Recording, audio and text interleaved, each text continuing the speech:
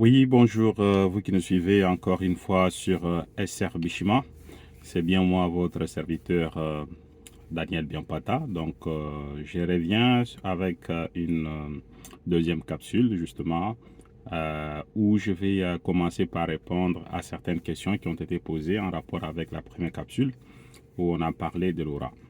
Au fait, certains d'entre vous ont voulu savoir, sur la couleur de l'aura de chacun, comment connaître la couleur de l'aura de chacun.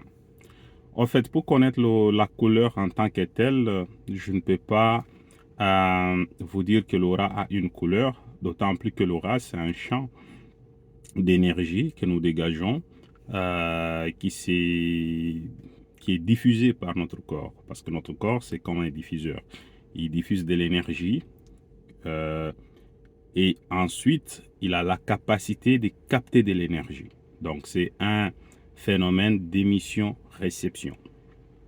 Donc, l'énergie telle que nous la connaissons, elle n'a pas de couleur. Tandis que, par contre, on peut transformer, on peut passer d'une énergie à une autre forme d'énergie. Donc, un champ magnétique peut être utilisé dans des techniques spécialisées par ceux qui font la physique, l'optique ou les télécoms. Ils savent comment ces choses-là se transforment. Donc, on peut passer d'une forme d'énergie à une autre énergie. C'est pourquoi je parlais du faisceau lumineux. Donc, c'est-à-dire que les champs que nous dégageons peuvent être considérés aussi comme une lumière.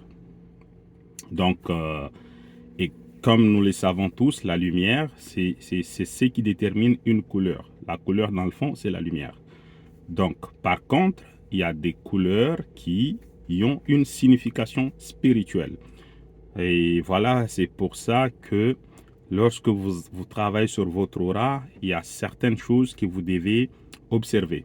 Par, par exemple, lorsque vous voulez faire une méditation ou lorsque vous voulez faire une prière, ça prend justement de se mettre dans une situation où vous représentez à travers votre habillement une couleur qui va aussi signifier qu'est-ce que vous voulez indiquer, qu'est-ce que vous voulez faire comprendre à travers votre prière ou votre méditation.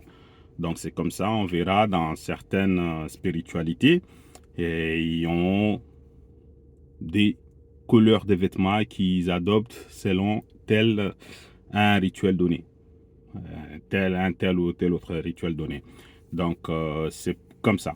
Alors voilà, étant donné que cela est connu, nous connaissons les codes de couleurs, donc il faut aussi les respecter et aussi ne pas exclure que chacun de nous a une couleur claire qui lui fait mieux ressortir. Donc c'est aussi une évidence, mais je ne peux pas d'emblée dire que l'aura de chacun a une couleur. Non, ça, je ne m'aventurerai pas sur ce point-là. Donc, bien faire la différence là-dessus.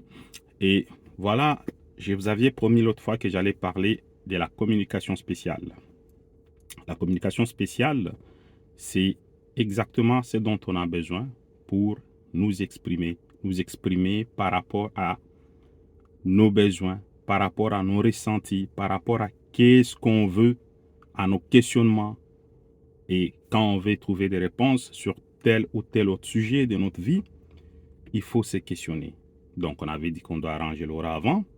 Ensuite, on va se questionner. C'est ça la communication spéciale. Et cette communication spéciale intervient au moment où est-ce que notre énergie est au maximum. L'énergie qu'on dégage est au maximum. L'aura, c'est à connaître le moment où est-ce que nous sommes capables d'être au maximum de notre énergie qui est diffusée par notre corps. Donc, il y a des heures. Généralement, c'est à des heures tardives. Des heures tardives, c'est lorsque nous dormons. Et pour ça, je vous donnerai peut-être une petite astuce à observer. Vous m'en donnerez des nouvelles dans les commentaires. Vous avez des questionnements. Euh, Mettez votre réveil vers 3 heures du matin. Réveillez-vous. Et en ce moment-là, communiquez, parlez. Laissez-vous aller Laissez vos sentiments parler, vos émotions parler, mais parlez à voix intelligible et haute. Soyez dans vos émotions, laissez-vous aller. Parlez et vous allez voir. Une fois que vous aurez fait votre conversation avec des entités divines, revenez vous coucher et le lendemain, si pas le lendemain, les jours d'après, vous allez avoir une information, une réponse et souvent, ça réussit toujours. Donc, je vous laisse expérimenter cela.